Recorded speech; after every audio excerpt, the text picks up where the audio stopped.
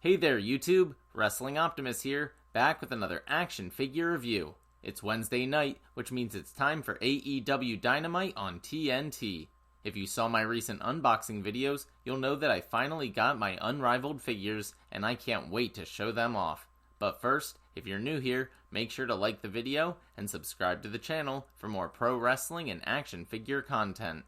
Now, we're headed into my custom dailies place, so for a recap and review, let's take it over to the action figures.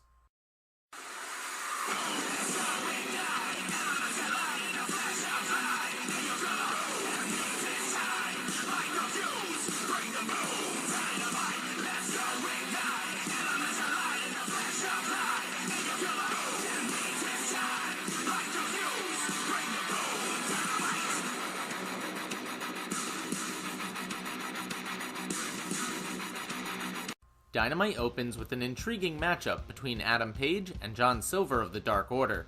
Following Hangman's loss to Kenny Omega, his character is out of the title scene and in the exact depressed, vulnerable state that the Dark Order preys upon.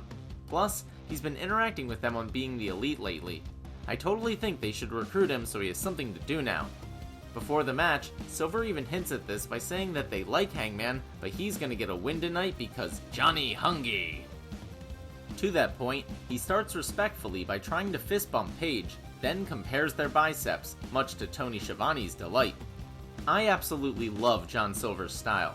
He's short but uses big power moves like the Brain Buster, and like in this match, somehow manages to come across as serious with hard strikes while being hysterically funny all at the same time.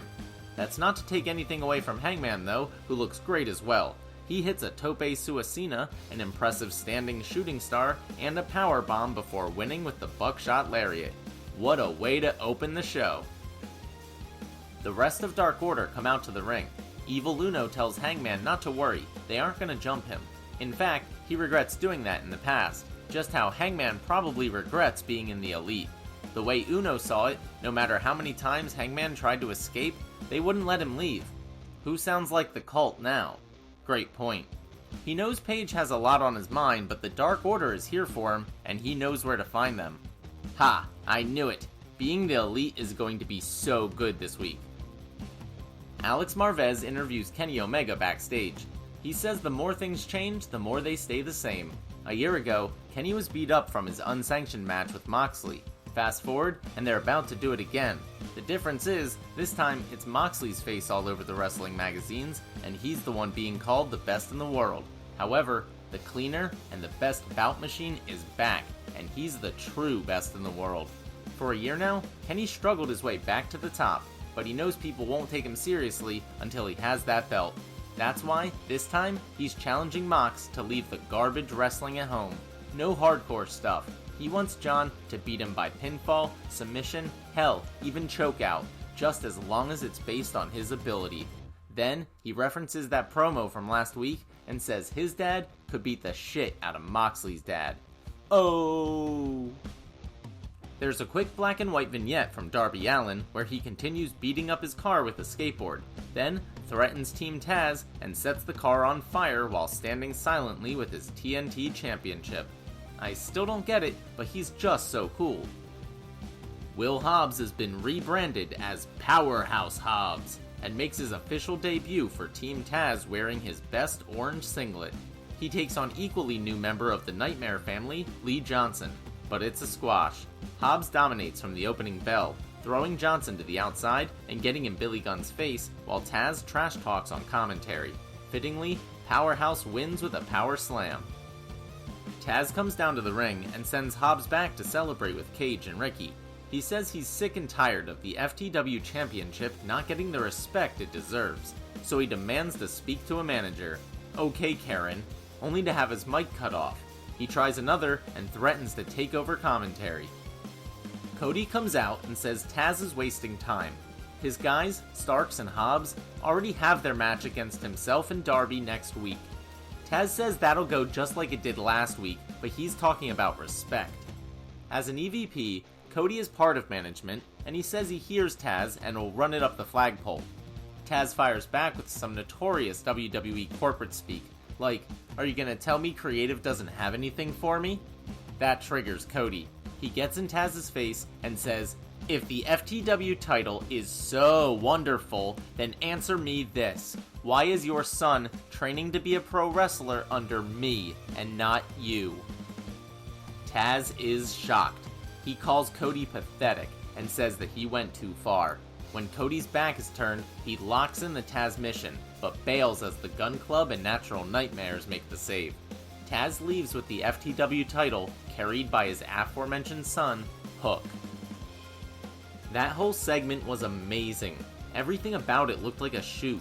The clash of styles between Cody's buttoned-up suit and tie, trying to keep the show running, and Taz's leather jacket with a ball cap, trying to shut it down over a perceived slight, was great.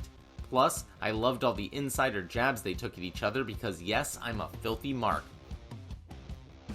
Next, Alex Marvez is with Eddie Kingston this time, and asks about the return of Pac and the reformation of Death Triangle. With regard to Pentagon, Eddie says he's not mad, just disappointed. Phoenix was always a showboat, so that was expected of him, and as for Pac, things have changed since he's been gone. He may have won the battle, but the war... Moxley interrupts and gets in Eddie's face. Kingston says, "You know it wasn't me, but you know who it was." Mox gives a knowing look and walks away so that they can each handle their own business. After an impressive debut last week, Top Flight has officially signed with AEW and they're back on Dynamite to challenge the Hybrid 2. Lately, Angelico and Jack Evans have been complaining about a lack of opportunities, so they attacked Top Flight last week and had a scuffle with them on Dark last night, leading to this matchup. Between the Martin brothers and Jack Evans, the action goes a mile a minute. Top Flight does a Tope Suicina Plancha combo that looks incredible, but strangely, it all comes down to Angelico's submission skills. He wraps up Dante in a leg lock and does a Navarro death roll into a knee bar. Dante is forced to tap, and the Hybrid 2 scores the victory. But Angelico won't break the hold, as Jack Evans joins in with some stomps to Dante's legs. The Young Bucks, the very team who brought Top Flight to AEW, rush out and make the save. We get back-to-back video packages next. First, Vicky Guerrero accuses Brandy Rhodes of nepotism for giving opportunities to Big Swole, Serena Deeb, and Red Velvet, even though that's not what nepotism means. Then, she makes a weird analogy to business plans and claims that hers is better because Brandy's just led to her getting her arm injured. Don't worry, the FTR video is much better. They don't want to hear about how great their Full Gear match against the Young Bucks was because it was one of the worst nights of their lives. They've had to do some soul searching and admit that for 3 seconds, the Young Bucks were the better team. But FTR is still the gold standard of tag team wrestling. Those titles are their lifeblood and they're going to get them back. Tully calls it their destiny to be champs, just like it's his destiny to be their coach. Fear the revelation. Chris Jericho and Jake Hager come out with the new look Inner Circle, complete with new logo, to take on Frankie Kazarian and Christopher Daniels of SCU. They highlight their tag team fundamentals by isolating Daniels for nearly the entire match. When Kaz does manage to tag in, he's distracted by Ortiz and takes a nasty spill to the outside. Eventually, when the ref's back is turned, MJF hits Christopher Daniels with the diamond ring. Jericho follows that up with the Judas effect and gets the win. Afterwards, Kazarian punches MJF in an attempt at revenge, but he's quickly overwhelmed by the Inner Circle's numbers until Scorpio Sky makes the save with a chair. Miro, Kip Sabian, and Penelope Ford welcome us to their specially designed, high-tech video game room, but just as they're about to start the tour, they notice Orange Cassidy standing behind them. He casually turns off their Xbox and walks out. They chase after him and get attacked by best friends. It brilliantly ends when Miro acknowledges the cameraman and throws him to the ground screaming, "Get out of the way!" Tony Schiavone is rocking some sweet pink pants for our second attempt at the contract signing between Kenny Omega and AEW champion Jon Moxley. Kenny's introduction tonight features the airtight logic that he's a Wrestling Observer Hall of Famer, voted by esteemed members of the wrestling industry who decided that he is a Wrestling Observer Hall of Famer. And, unlike the Wrestling Observer Hall of Fame, the NASCAR Hall of Fame is located in North Carolina. However, Kenny's tunnel silhouette is beaten up from behind by another, much larger silhouette. Moxley throws Omega through the screen, across the stage, and into the ring. He sets the title in front of Kenny, then steps on his hand when he goes to reach for it. Moxley picks up Omega and delivers a paradigm shift right onto the belt, just like he did through the table 1 year ago. Then he cuts a promo.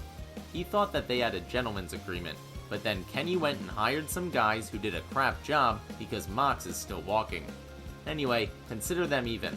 Now, if Kenny really wants the title, he's gonna have to bring back New Japan Kenny Omega, and do what no one's been able to do for 18 months. Beat Moxley. December 2nd will be the biggest match in Dynamite history between the two best wrestlers on the planet for the AEW World Championship. Moxley says this isn't a game, or jokes on being the elite. If you come at the king, you best not miss because you only get one shot. He does the bang hand gesture and defiantly signs the contract before walking out through the crowd. What an absolute badass. As someone on Twitter said, find a partner who loves you as much as Jon Moxley loves pro wrestling. Also, that was the textbook definition of a promo, as in the promotion of something. Mox just made this match feel like the most epic battle of all time, and you'd be a complete dumbass to miss it. Alex Marvez is back again, this time with the Inner Circle. MJF is indignant and demands to know what kind of a man sucker punches another man in the face. Jericho claims they won fair and square, so Kazarian's attack was unprovoked. They're not playing games anymore, so he challenges Kaz to a match next week. We get a really good video package hyping up the Women's Championship match next. Anna Jay says she's not a rookie anymore, and has an army behind her this time. Hikaru Shida says that losing is learning, so if Anna needs the Dark Order to win, then what has she learned? She also thinks Anna needs more heart. Their match is next. Anna Jay's best friend, Ty Conti, joins her at ringside, while 4, 5, and 10 of the Dark Order remain on the stage for intimidation. Anna gets the upper hand early on, proving her point about getting better. After the obligatory commercial break, she makes Ty grab a chair, but the referee sees it. While he scolds her, John Silver hands Anna a kendo stick. She smacks Shida on her injured leg, proving her point about needing to cheat. Jay locks in the Queenslayer submission and hits a suplex, but Shida proves her other point and shows more heart. Eventually, despite her leg, she's able to hit the Tamashi and retain the championship. As she celebrates on the ramp, and Excalibur muses about who can possibly beat her, the lights dim and the monster Abaddon emerges from the heel tunnel. She slowly crawls over and freaks out Shida so much that she drops the belt. Abaddon snatches it up and licks it, leaving a trail of blood on the faceplate. Well, that's one way to start a new feud. Matt Hardy is in what I believe is his big money Matt persona tonight. He gives a pseudo-motivational speech about 2020, saying that if he could win the Elite Deletion, the rest of us should be able to handle our pedestrian problems. Just ask yourself, what would Matt do? Team Taz, minus Taz, who left with his son, cuts a promo on Cody. They appreciate everything Tony Khan has done for them in AEW, but they have a big problem with Cody because he crossed the line. Not only do they think he cut Taz's mic off earlier, but he made things personal when he brought up Taz's kid. Starks promises that next week they're gonna beat the crap out of Cody and Darby. Eddie Kingston joins commentary for the main event as the Butcher and the Blade, accompanied by the Bunny, take on Pac and Rey Fenix, accompanied by Pentagon. They immediately take to the skies and look as impressive as ever. Butcher and Blade show their resiliency and even get off some counters, but they're clearly outmatched. Just when Death Triangle look like they're about to win after hitting a pair of knee strikes, Eddie sprints down from commentary and knocks Fenix off the top rope. That sets up the Butcher and Blade's double team finisher for the shock victory. I did not see that coming. Kingston's family continues the beatdown after the bell as Eddie hits Pac with 2 DDTs on a steel chair.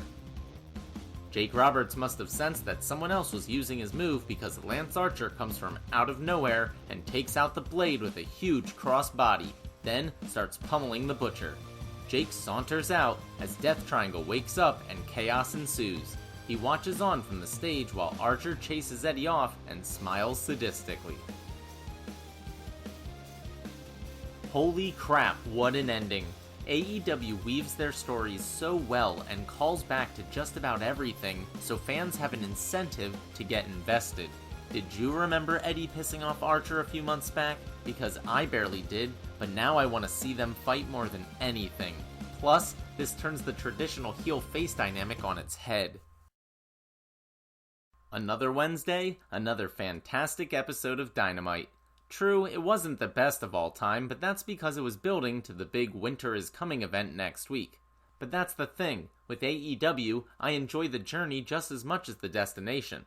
Their booking is just that good. Even the women's division is starting to turn around. By the way, if you aren't watching Britt Baker's waiting room segments on Dark, you need to change that because they're hilarious. The wrestling was great, the stories and characters were great, the humor was great, and I just had a great time. If I had to rate it, 4 out of 5. Alright, that'll do it for AEW Dynamite. Thanks so much for watching. Let me know what you thought in the comments down below. At some point this weekend, I think I'm going to be doing a video about how I built my grandstands, so keep an eye out for that. If you enjoyed this video, make sure to do all that normal YouTube stuff. Smash the like button, share with any wrestling or action figure fans you may know, subscribe to the channel, and spread the word. You can also talk to me over on Twitter at PSUOptimus, or see all my best figure photography over on Instagram at WrestlingOptimus. If you haven't seen my most recent unboxing video, you can check that out right here. But until next time, I've been Wrestling Optimus, and I'll catch you later.